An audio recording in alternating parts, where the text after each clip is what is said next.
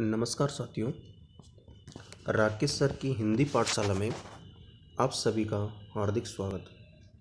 आज हम पढ़ रहे हैं शिक्षा निदेशालय द्वारा भेजी जाने वाली वर्कशीट क्रमांक 89 89। विषय हमारा हिंदी व्याकरण। हिंदी व्याकरण के अंतर्गत हम वाच्य को पढ़ेंगे। तो साथियों, पहले भी हमारे इस प्रकार से प्रश्न आ चुके हैं और हम फिर वही पढ़ने जा रहे हैं। वाच्य के प्रकार देखिए, मुख्यतः वाच्य 3 प्रकार के होते हैं: कर्तृवाच्य, क्रमवाच्य और भाववाच्य। जब क्रिया का स्वरूप कर्ता के अनुसार बदले तो कर्तृवाच्य, जब क्रिया का स्वरूप क्रम के अनुसार बदले तो क्रमवाच्य, और जब क्रिया का स्वरूप भाव के अनुसार बदले तो भाववाच्य। यानी क्रिया का स्वरूप तीनों के अनुसार अपने आप बदलता जाएगा तो वो भाववाच्य कहलाएगा, या कर्तृवाच्य कहलाएगा, या क्रमवाच्य कहलाएगा। तो आज हम उसी प्रकार से पढ़ रहे हैं। आइए आज हम वाच्य का अभ्यास करें। क्रिया के जिस रूप से यह ज्ञात हो कि प्रयोग का आधार कर्ता, कर्म या भाव है, उसे वाच्य कहते हैं। अब नीचे दिए गए वाक्यों को ध्यानपूर्वक पढ़िए और सही वाच्य पहचान करके विकल्प लिखिए। चलिए अब हम स्टार्ट करते हैं फर्स्ट से। सॉरी, बार बार आगे पीछे जा रहा है।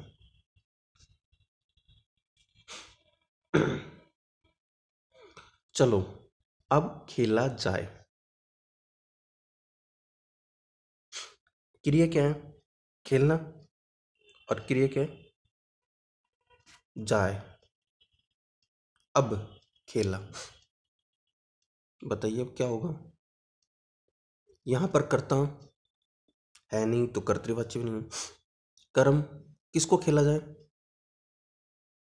यहाँ तो तीनों क्रिया, चलना भी हो गया, खेलना भी हो गया, जाए भी हो। तो यहाँ पर कर्म भी नहीं है, कर्ता भी नहीं है और कर्म भी नहीं है। तो हम क्या कह सकते हैं इसको? तीनों ही क्रिया हैं। भाववाच्य, भाव तो है, क्रियावाच्य, तो यहाँ पर तो क्रिया ही है, तो हम कह सकते हैं इसको क्रियावाच्य।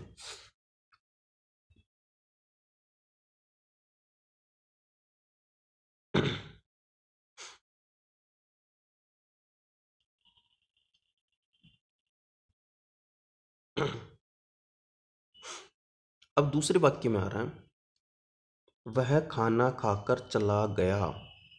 देखिए, खाना किसको? खाने को। खाकर चला गया, तो इसका जो प्रत्यक्ष प्रभाव है वो कर्म पर पड़ रहा है। कर्ता ने कर्म को, तो खाने को खाकर चला गया, तो हम इसको कह सकते हैं कर्मवाच्य। क्या कह सकते हैं हम? कर्मवाच्य।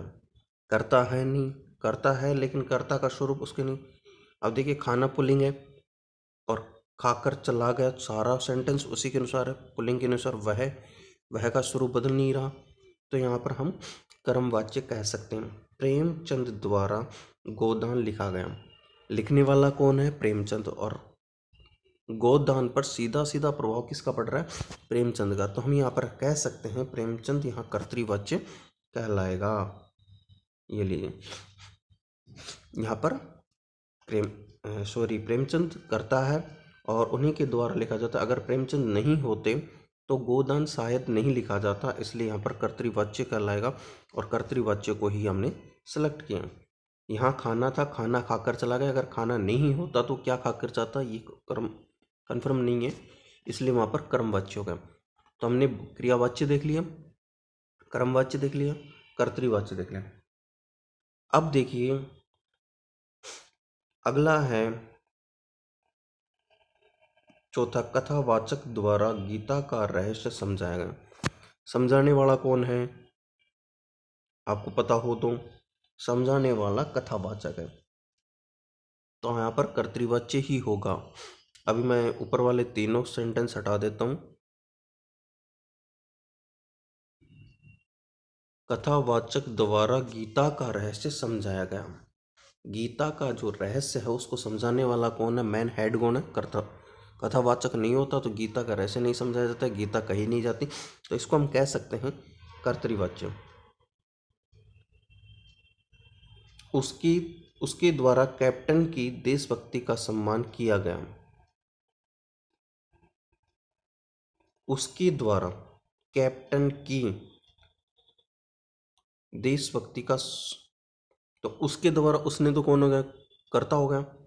कैप्टन कौन हो गया, देशभक्ति की कौन कर रहा है, कर्ता ने कर्म को कैप्टन, तो यहाँ पर हम कर्मवाच्य कह सकते हैं इसको, ये लीजिए, क्योंकि उसके द्वारा करने वाला कोई दूसरा है, कैप्टन की देशभक्ति का सम्मान किया गया, तो वो कोई दूसरा है जो कैप्टन को सम्मानित कर रहा है, वो भी देशभक्ति के द्वारा, तो कर्मवाच्य होगा। तो आज की हमारी वर्कशीट कक्षा 10 के लिए इतनी ही है। तो आज की वर्कशीट आपको समझ में आ गई होगी, आशा करता हूँ कि आप इसी प्रकार समझते रहें, करते रहें। धन्यवाद। और बच्चों, ज़्यादा से ज़्यादा सब्सक्राइब करें, आपके हितार्थ, आपके भले के लिए ही वर्कशीट बनाई जा रही, आपके भले के लिए ही सारी सुविधाएं उपलब्ध हैं। तो तब तक के लिए धन्यवाद। फिर मिलेंगे अगली क्लास में बुधवार को राकेश सर की हिंदी पाठशाला में। धन्यवाद।